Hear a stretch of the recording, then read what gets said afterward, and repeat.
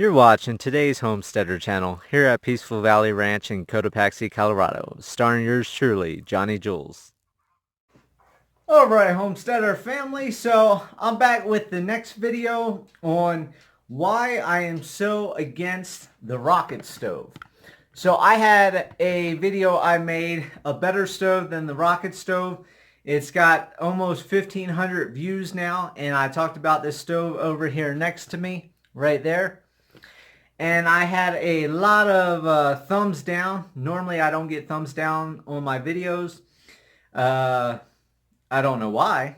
I guess everybody likes my videos or whatnot.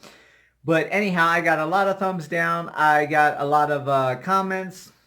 And I got a lot of hate emails and things like that.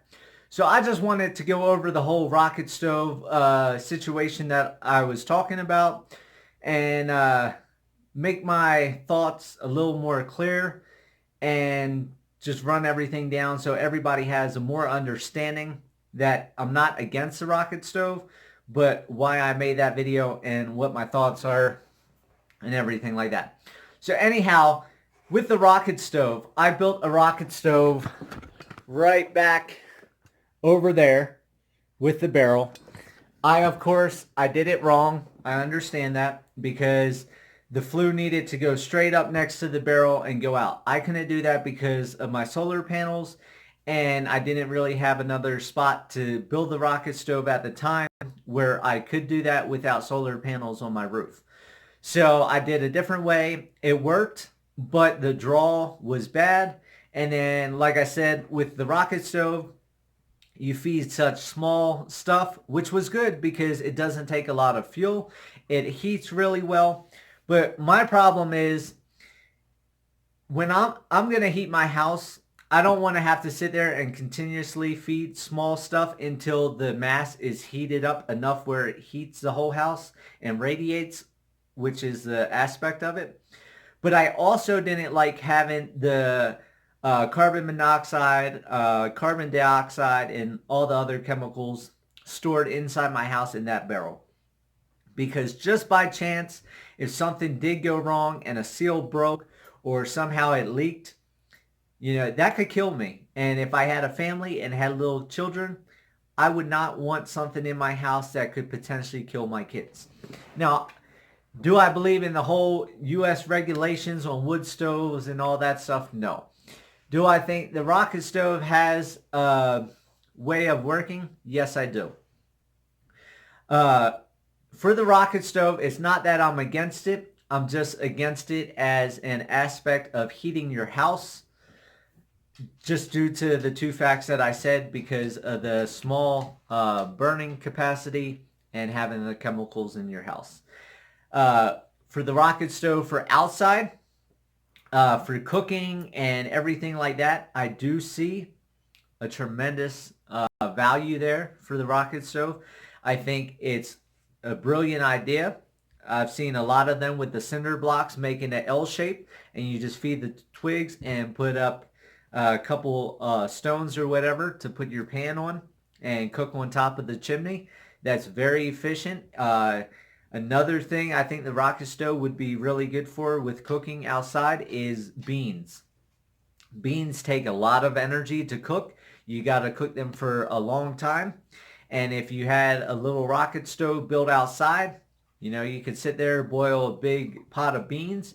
It would be efficient. You wouldn't need a lot of fuel to do that. And you could cook on it for hours and hours on end and never have an issue. So for heating, I do love the rocket stove idea. I just, like I said, I need a larger capacity. And I understand that when you go to a larger capacity, you're burning more fuel, which ends up costing more money. But for me, I want to be able to stack something where I can go to bed, know I'm going to wake up in the morning.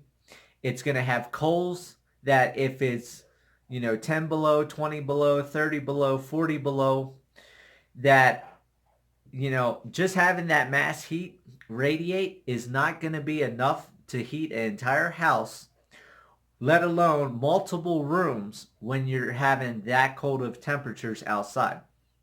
Now, I just made a video on the lies about homesteading part 2, and in there, I talk about, a lot of these channels sit here and feed you lies that, this is going to work best here, this is going to work best there, but nobody tells you that where they're doing it may not be your climate, may not be your elevation, may not be in your area.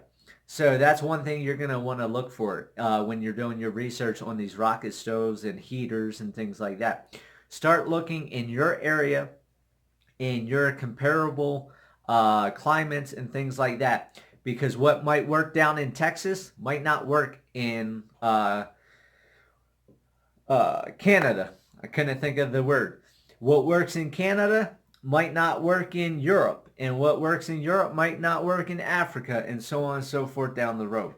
So these are things you might want to consider before building a rocket stove. Like I said in my rocket stove video, a better stove than a rocket stove is what I built here. This was just roughed in. This is not a final product. I had a lot more plans for this, but since I'm moving, I'll show you guys real quick. So I took a barrel stove, 55-gallon barrel stove, which, like I said, it has a big fuel capacity. I can put in a whole bunch, and right now it's just smoldering in there because I had some coals left over. I just threw wood on. Whenever it catches fire, it catches fire. But I can put like 2.5-foot logs in here.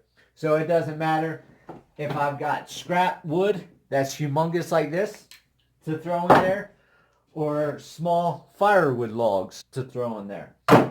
I can put in any size pieces. And for any of you that have wood stoves that have bought firewood from a company, unless you're paying top dollar, I'm telling you, some of them are going to come out in humongous sections, and some of them are going to give you tiny sections. And with a barrel stove like this, you can run it and throw whatever wood you get in it from wherever you get your wood from. A wood dealer, scrap wood from working on projects around the homestead or a house or anything like that. Another thing with the barrel stove, I got a lot of comments, is the metal thins out on top really quick. So they're normally good for 4 or 5 years, whatever. What I did was I went ahead and took chunks of rock. You can see the chunks of rock all over. And I put a bunch of rock on top, and then I sealed everything with concrete. So that way it gave it some airspace in between the barrel and the concrete. And then my end goal was to get a big slab of iron with sidewalls on all 4 sides, with the front only being about a 1/2 inch or so.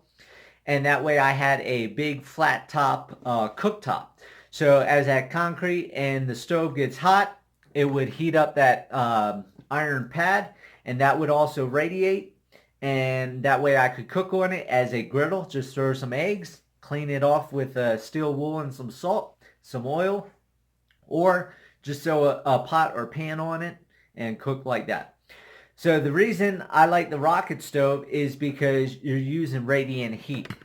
And I'll show you right here. The inside of the house is not finished, but this is all the side of the mountain inside the house. So that wood stove is heating all the cinder blocks that you see surrounding it, all that concrete, and it's heating the mountainside.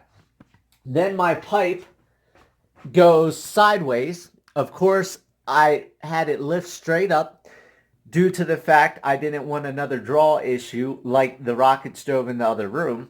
So that way the smoke has that draw first, and then I went ahead, took it sideways.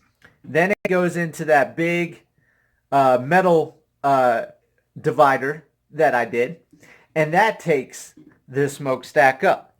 Now, I'm getting the most out of my wood stove, my rocket stove alternative that I did, because I'm not only heating up the earth and getting that radiant heat, but I'm also using a lot of pipe. So that pipe, like I showed you, went sideways, and then boom, there's that metal divider down there, and then there's my smokestack going all the way up and out. So yes, I'm burning a lot more fuel than I would be with a regular rocket stove, but I'm able to have a big stack of wood and be able to store it inside my house. I don't have all the small stuff that falls all over the place. And like right here, this whole wall there, I normally have completely filled up to that mirror, and actually normally a little bit more than the mirror, with wood.